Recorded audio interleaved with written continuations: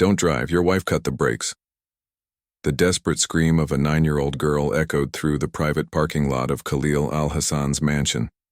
The words were wild, ragged, but so piercing they froze Khalil's hand on the steering wheel. The girl had come from nowhere, barefoot and ragged, breaking through the tight security of the estate. She ran with the raw force of terror, aiming straight for the navy blue Lamborghini as Khalil revved the engine. Thomas, one of the security guards, intercepted her and grabbed her skinny arm, barking at her to get out. But she fought with surprising strength, her eyes locked on Khalil through the glass. "Sir, please," she cried again. "Your wife cut the brakes. You're going to die." The words crawled under his skin like ice. He cut the engine, his instincts urging him to listen, though his mind wanted to dismiss her as another desperate street child with a wild story. "Let her go," he told Thomas, who looked baffled but obeyed. The girl trembled, not from cold but from exhaustion and fear. Khalil stepped closer, asking how she knew such a thing. She said she had seen his wife in the garage the night before, working with tools, cutting wires under the car. She even heard her on the phone saying he would never come home again. The child's certainty rattled Khalil more than he wanted to admit. Victoria had been acting strangely for weeks, canceled their anniversary trip, spent nights whispering on the phone, claimed she was sick in bed when she looked perfectly fine. He wanted to shout that the child was lying, but his voice betrayed hesitation. Then she told him something that rooted him in place. 2 years earlier, her parents had died in the exact same way. Someone had cut their brakes. She had survived in the back seat, and she knew the signs.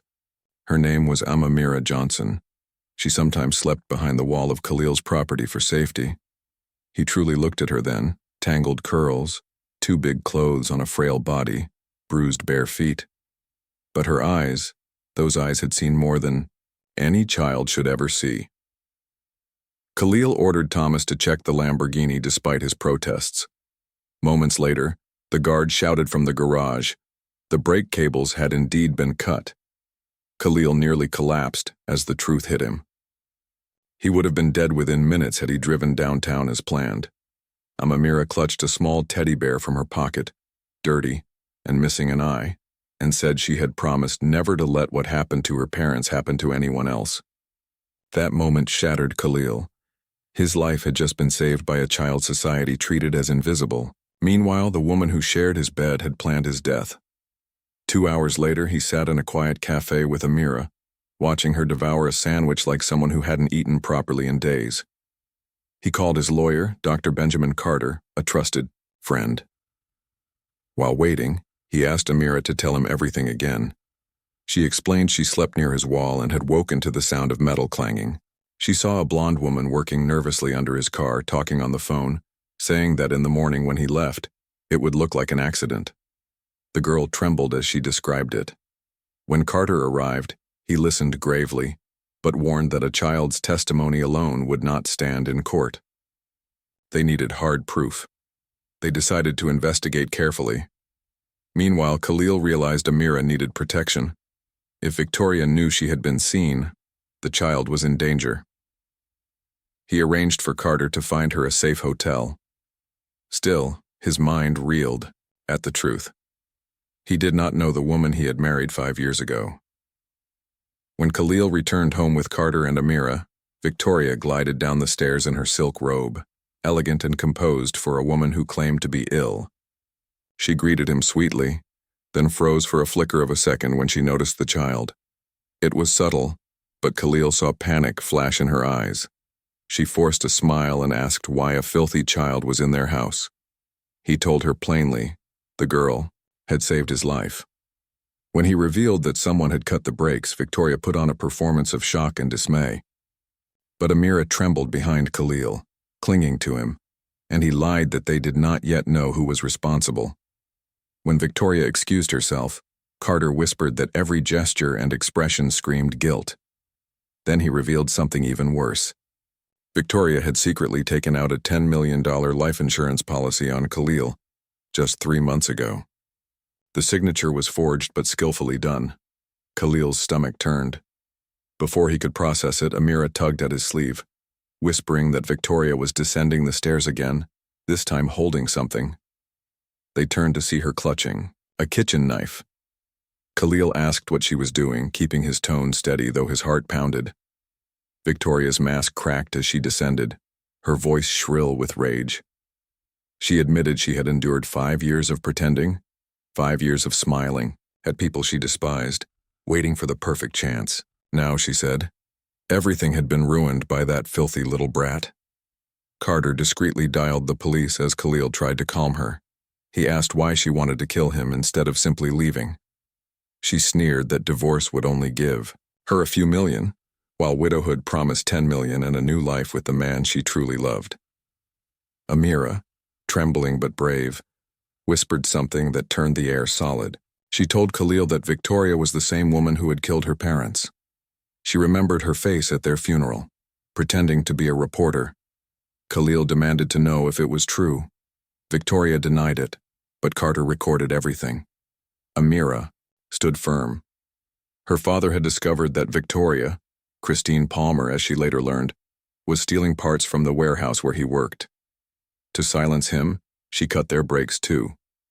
Victoria's fury grew, but Carter revealed her true identity. She wasn't Victoria at all, but Christine Palmer, a woman wanted by the FBI for insurance fraud and serial murders. She had married wealthy men, taken out insurance, and staged accidents. Khalil would have been her 5th victim. Amira's parents had been collateral damage when her father uncovered her crimes. Christine laughed bitterly, claiming she had wasted 5 years pretending to be the submissive wife. Now she aimed the knife directly at Amira, calling her a brat who had destroyed years of planning. The sirens grew louder outside. Khalil tensed as Christine lunged down the stairs. At that moment, Amira shouted in Arabic, words Khalil had taught her earlier at the cafe. "May God be with you." The phrase jolted Khalil into action. He grabbed Amira, dove aside, and knocked Christine to the ground. The knife flew from her grip and buried itself in the wooden wall. Police burst through the doors seconds later, finding Christine pinned, under Khalil's weight, still screaming threats at Amira. Carter showed them his phone, which had captured everything: her confession, her threats, her real name. Christine spat venom, warning that she was only a small part of something larger. "There are powerful people behind this," she hissed as they handcuffed her. "People who won't let a dirty child ruin years of planning." As she was dragged away, Khalil held Amira close. She asked what Christine meant, her small voice shaking.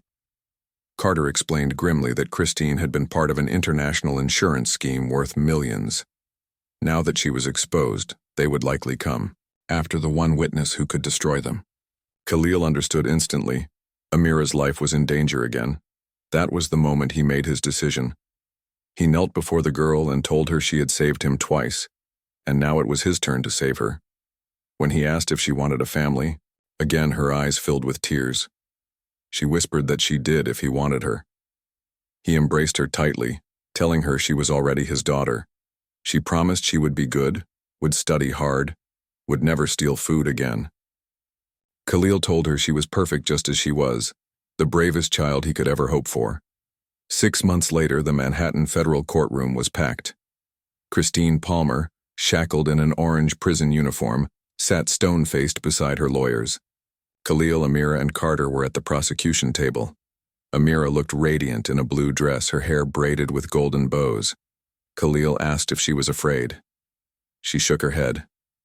"Not anymore," she said. He had taught her that bad people only held power when good people stayed silent. The trial revealed the full extent of Christine's crimes. For over 10 years, she and her accomplices had orchestrated murders disguised as accidents, claiming insurance payouts.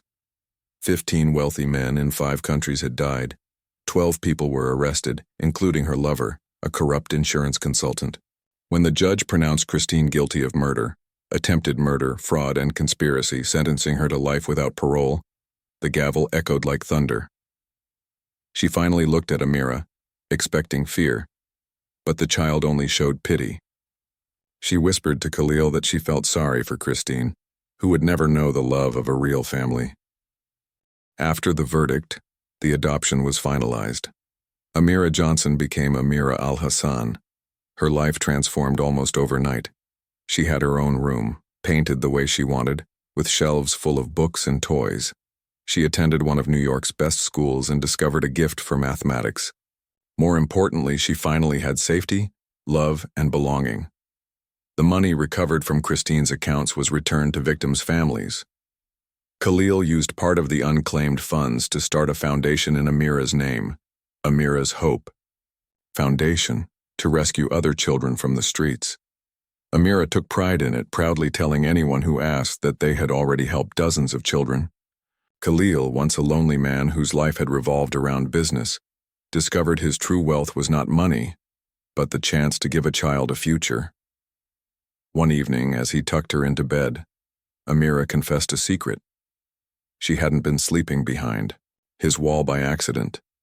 She had been watching his house because he always left food out for stray cats. She thought if he was kind to animals, maybe he would be kind to children too. Khalil wept softly, realizing that something so small, leaving food for cats, had been the thread that tied their destinies together. A year later, father and daughter stood together on stage at an international conference for children's rights. Amira, now 10, spoke with confidence in 3 languages. She told the audience that what mattered was not wealth or background, but the courage to help others even when no one was looking. She ended with the words that had begun it all. Sometimes, saving a life was as simple as shouting, "Don't drive." The audience erupted in applause, and Khalil knew he had found his true purpose. The foundation grew across 12 cities, lifting hundreds of children out of the shadows. Amira insisted on meeting each one personally, never forgetting where she had come from. Christine Palmer remained in prison, visited only by investigators still untangling the crimes.